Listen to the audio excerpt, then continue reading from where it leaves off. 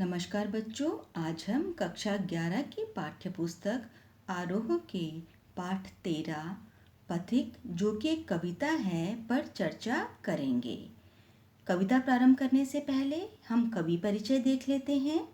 पथिक कविता के कवि का नाम है राम नरेश त्रिपाठी।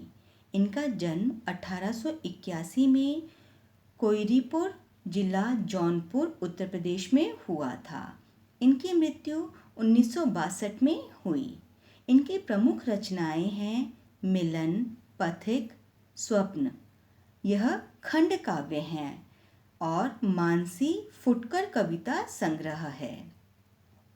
राम नरेश त्रिपाठी छायावाद पूर्व की खड़ी बोली के महत्वपूर्ण कवि माने जाते हैं। आरंभिक शिक्षा पूरी करने के बाद स्वाध्याय से हिंदी, अंग्रेजी, बंगला और उर्दू का ज्ञान प्राप्त किया। उन्होंने उस समय के कवियों के प्रिय विषय समाज सुधार के स्थान पर रोमांटिक प्रेम को कविता का विषय बनाया। उनकी कविताओं में देश प्रेम और व्यक्तिगत प्रेम दोनों मौजूद हैं, लेकिन देश प्रेम को ही विशेष स्थान दिया गया है। कविता कौमुदी 8 भाग में उन्होंने हिंदी, उर्दू, बंगला और संस्कृत की लोकप्रिय कविताओं का संकलन किया है। इसी के एक खंड में ग्राम गीत संकलित है, जिसे उन्होंने गांव-गांव घूमकर एकत्रित किया था। लोक साहित्य के संरक्षण की दृष्टि से हिंदी में यह उनका पहला मौलिक कार्य था। हिंदी में वे बाल साहित्य के जनक माने जाते हैं। उन्होंने कई वर्षों तक बानर नामक बाल पत्रिका का संपादन किया, जिसमें मौलिक एवं शिक्षाप्रद कहानियाँ, प्रेरक प्रसंग आदि प्रकाशित होते थे। कविता के अलावा उन्होंने नाटक, उपन्यास, आलोचना, संस्मरण आदि अन्य विधाओं में भी रचनाएं की। तो चलिए बच्चों, पहले देखते हैं कि कविता का सार क्या है, अर्थात इस कविता में हमें क्या बताया जा रहा है। प्रस्तुत अंश पथिक शीर्षक खंड काव्य के पहले सर्ग से लिया गया है। इस दुनिया के दुखों से विरक्त काव्य नायक पथिक प्रकृति के सौंदर्य पर मुग्ध होकर वहीं बसना चाहते हैं। यहाँ किसी साधुजन द्वारा संदेश ग्रहण करके वह देश सेवा का व्रत लेता है। राजा द्वारा उन्हें मृत्युदंड मिलता है, परंतु उसकी कीर्ति समाज में बनी रहती है। सागर के किनारे खड़ा पथिक उसके सौंदर्य पर मुग्ध है। प्रकृति के इस अद्भुत सौंदर्य को वह मधुर, मनोहर, उज्जवल प्रेम की कहानी की तरह पाना चाहता है। प्रकृति के प्रति पथिक का यह प्रेम उसे अपनी पत्नी के प्रेम से दूर ले जाता है। स्वच्छंदतावादी इस रचना में प्रेम, भाषा और कल्पना का अद्भुत संयोग मिलता है। तो चलिए बच्चों, कविता देखते हैं। कविता का नाम है पथिक। प्रतिक्षण नूतन वेश बनाकर रंग बिरंग निराला, रवि के सम्मुख थिरक रही है नभ में वारिद माला। नीचे नील समुद्र मनोहर, ऊपर नील गगन है। घन पर बैठ बीच में बिचरूं, यही चाहता मन है। रत्नाकर गर्जन करता है, मलया नील बहता है। हरदम यह हौसला हृदय में प्रिय भरा रहता है। इस विशाल विस्तृत महिमा में रत्नाकर के घर के कोने कोने में लहरों पर बैठ फिरूं जी भर के। निकल रहा जल निधि तल पर दिनकर बिंब अधूरा, कमला के कंचन मंदिर का मानो कांत कंगूरा। लाने को निज पुण्य भूमि पर लक्ष्मी की असवारी, रत्नाकर ने निर्मित कर दी स्वर्ण सड़क अति प्यारी। निर्भय दृढ़ गंभीर भाव से गरज रहा सागर है, लहरों पर लहरों का आना सुंदर अति सुंदर है। कहो यहाँ से बढ़कर सुख क्या पा सकता है प्राणी, अनुभव करो हृदय से हे अनुराग भरी कल्याणी। जब गंभीर तम अर्ध निशा में जग को ढक लेता है, अंतरिक्ष की छत पर तारों को छिटका देता है। सस्मित वंदन जगत का स्वामी मृदु गति से आता है, तट पर खड़ा गगन गंगा के मधुर गीत गाता है। उससे ही विमुग्ध हो नभ में चंद्र विहंस देता है, वृक्ष विविध पत्तों पुष्पों से तन को सज लेता है। पक्षी हर्ष संभाल न सकते मुग्ध चहक उठते हैं, फूल सांस लेकर सुख की सानंद महक उठते हैं। वन उपवन गिरी साधु कुंज में मेघ बरस पड़ते हैं, मेरा आत्म प्रलय होता है, नयन नीर झड़ते हैं। पढ़ो लहर तट तृण तरु गिरी नभ, किरण जलद पर प्यारी, लिखी हुई यह मधुर कहानी विश्व विमनोहर हारी। कैसी मधुर मनोहर उज्ज्वल है यह प्रेम कहानी, जी में है अक्षर बन इसके, बनूं विश्व की बानी। स्थिर पवित्र आनंद प्रवाहित सदा शांति सुखकर है, आहा प्रेम का राज्य परम सुंदर अतिशय सुंदर है। तो चलिए बच्चों, अब हम एक एक पद का अर्थ यहाँ देखते हैं। प्रतिक्षण नूतन वेश बनाकर रंग बिरंग निराला, रवि के सम्मुख थिरक रही है नभ में वारिद माला। नीचे नील समुद्र मनोहर, ऊपर नील गगन है, घन में बैठ बीच में विचरूं यही चाहता मन है। अब इस कविता में इस पद के अंदर पथिक कहता है कि आकाश में सूर्य के सामने बादलों का समूह हर क्षण नए रूप बनाकर निराले रंग में नाचता प्रतीत हो रहा है।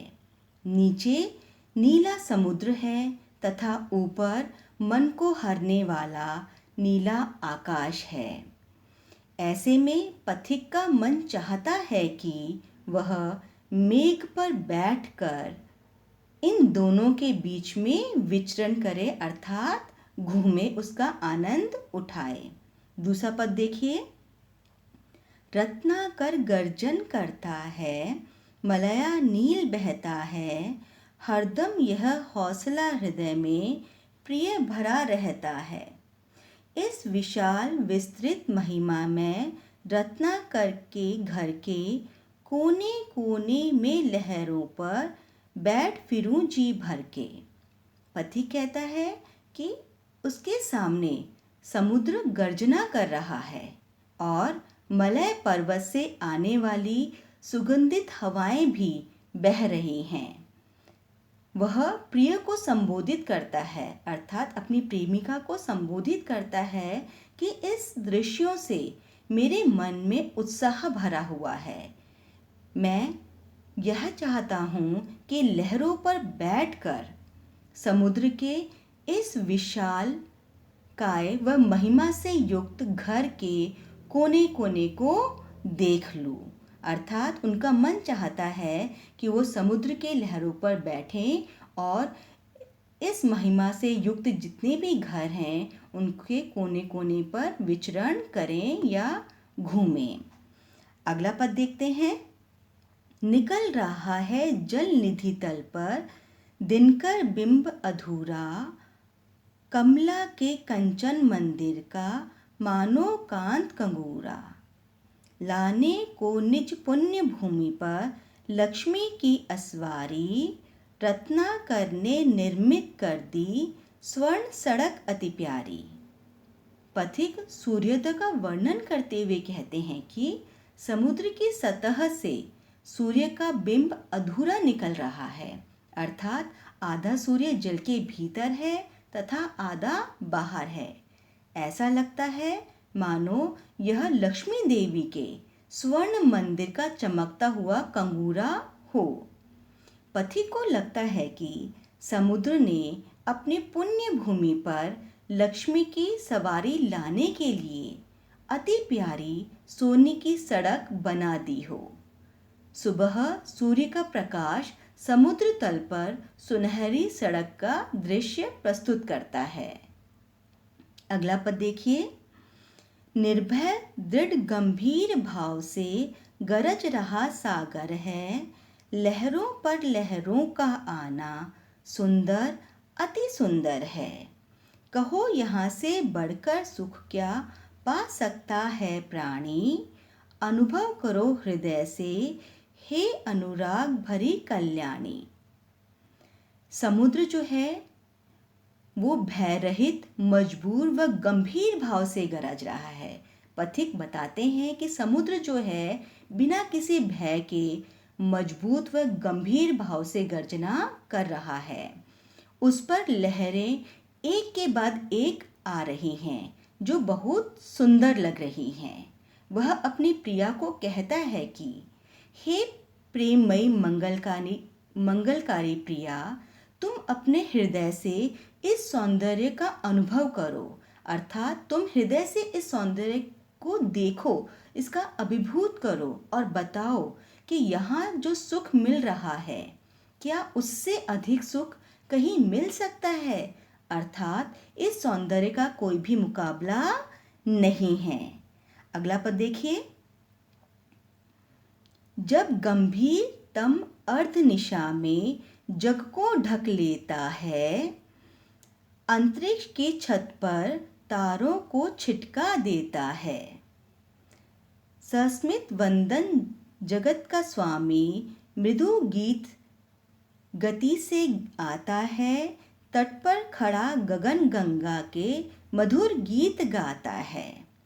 अब इस पद में पथिक बताते हैं कि जब आधी रात को गहरा अंधकार सारे संसार को ढक लेता है और आकाश की छत पर तारे बिखेर देता है, अर्थात आकाश में तारे जगमगाने लगते हैं, चमकने लगते हैं, उस समय मुस्कुराते हुए मुख से संसार का स्वामी अर्थात ईश्वर धीमी गति से आते हैं और समुद्र तट पर खड़े होकर आकाश गंगा के मनमोहक गीत गाते हैं।